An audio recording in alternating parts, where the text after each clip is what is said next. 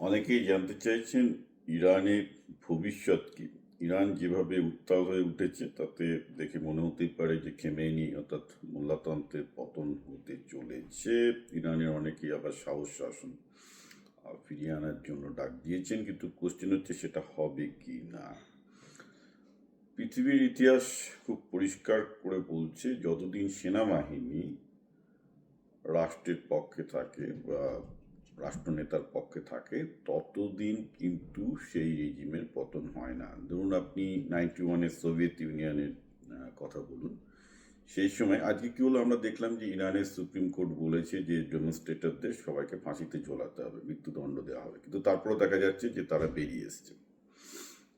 সমস্যাটা হচ্ছে এখানেই যে 91-এর কথা যদি আমরা দেখি, যখন সোভিয়েত ইউনিয়নের পতন হয় তখনও কিন্তু একই ব্যাপার হয়েছিল যে মিলিটারি রিফিউজ করেছিল ক্র্যাকডাউন করতে, কারণ মিলিটারি কখনোই চাইবে না নিজেদের দেশের লোকের ওপর ক্র্যাকডাউন করতে।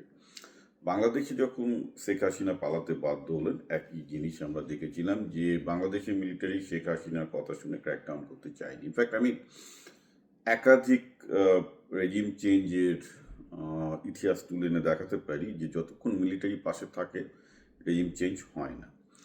কিন্তু মিলিটারি পাশে থাকে না কেন? পাশে থাকে না কারণ তারা নিজেদের লোকের ওপর, নিজেদের আত্মীয়দের ওপর, নিজেদের বন্ধুবান্ধবের ওপর গুলি চালাতে চায় না। কারণ মিলিটারিকে ট্রেন করা হয় অন্য দেশের মিলিটারিদেরকে সাথে যুদ্ধ করার জন্য। বা সেই মিলিটারি নিয়ে এসে আপনি যদি বলেন যে তার নিজের দেশের নিরস্ত্র লোককে মারতে হবে, এবার যতই মিলিটারাইজ করুন না কেন তাদেরও একটা অন্তরাত্মা বলতে ব্যাপার থাকে, যেটা আমরা সোভিয়েত ইউনিয়নে দেখেছি, বাংলাদেশের ক্ষেত্রেও আমরা দেখেছি।